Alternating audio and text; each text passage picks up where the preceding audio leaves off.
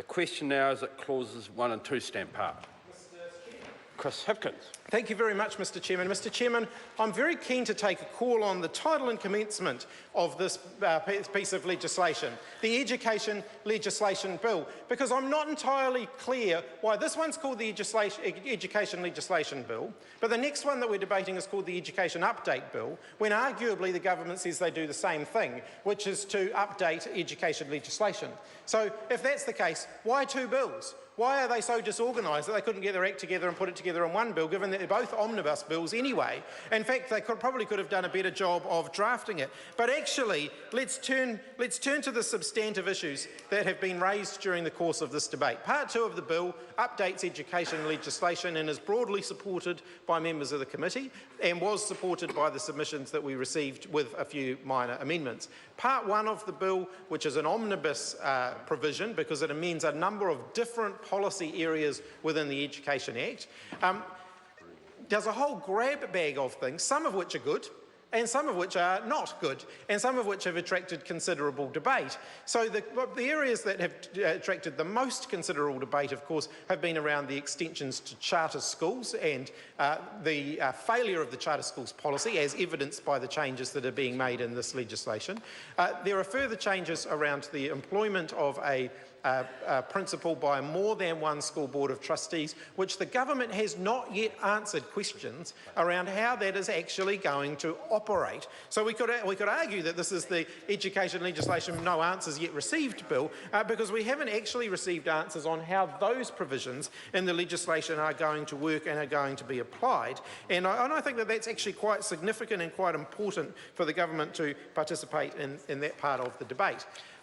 We also had concerns around school opening hours and how the consultation provisions around those would be applied. And I want to be clear here, I don't actually have any concern around the consultation provisions in the bill. I think that the consultation provisions are perfectly adequate. And what I'm concerned about is that the outcome of the consultations is going to be inconsistent, and that's going to potentially create a nightmare for school communities where kids are split over more than one school. So I think that the consultation provisions are perfectly adequate. They're fine, they are robust enough, but I'm worried about the outcome.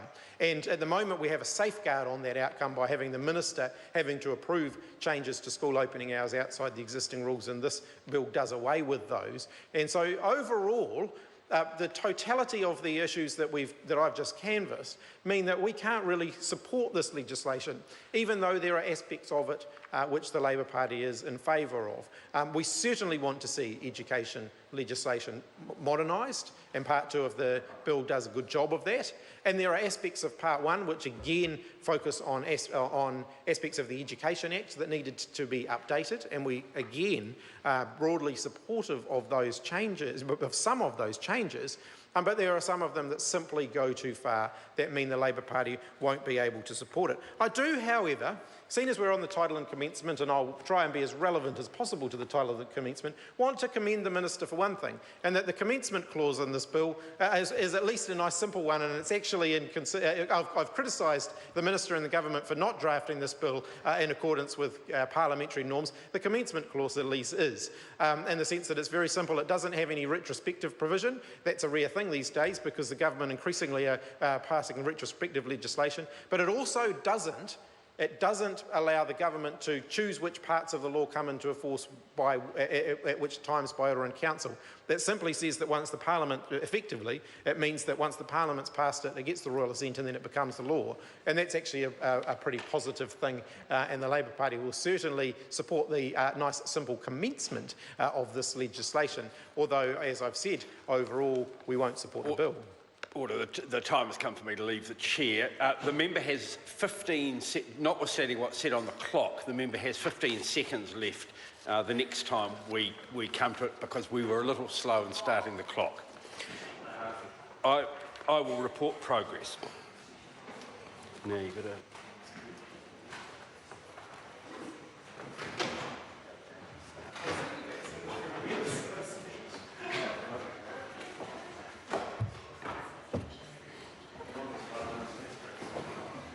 The House is resumed.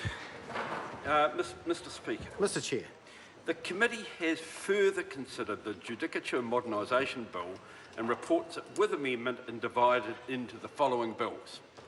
the Senior Courts Bill, the District Court Bill, the Judicial Review Procedure Bill, the Interest on Money Claims Bill, the Electronic Courts and Tribunals Bill, the Arbitration Amendment Bill, the Bills of Exchange Amendment Bill, the Building Societies Amendment Bill, the Children, Young Persons and Their Families Amendment Bill, the Companies Amendment Bill number 2, the Contractual Remedies Amendment Bill, the Copyright Amendment Bill number 2, the Courts Remote Participation Amendment Bill, the Criminal Procedure Amendment Bill, the Employment Relations Amendment Bill number 4, the Family Courts Amendment Bill, the Insolvency Amendment Bill, the Local Government Rating Amendment Bill, the Property Law Amendment Bill, the Remuneration Authority Amendment Bill number 2, the Resource Management Amendment Bill, the Te Ture Whenua Māori Amendment Bill, the Trans-Tasman Proceedings Amendment Bill.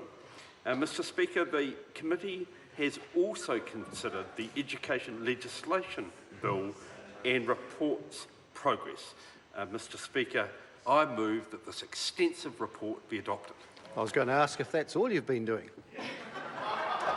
Members, the question is that the report be adopted. Those of that opinion will say aye. Aye. To the contrary, no. The ayes have it. The bill is divided. The bill is divided from the Judicature Modernisation Bill and is set down for third reading next sitting day. The Education Legislation Bill is set down for further consideration in committee. Members, the House stands adjourned until 2 p.m. tomorrow. Nō reira, tēnā koutou, tēnā koutou, tēnā koutou katoa.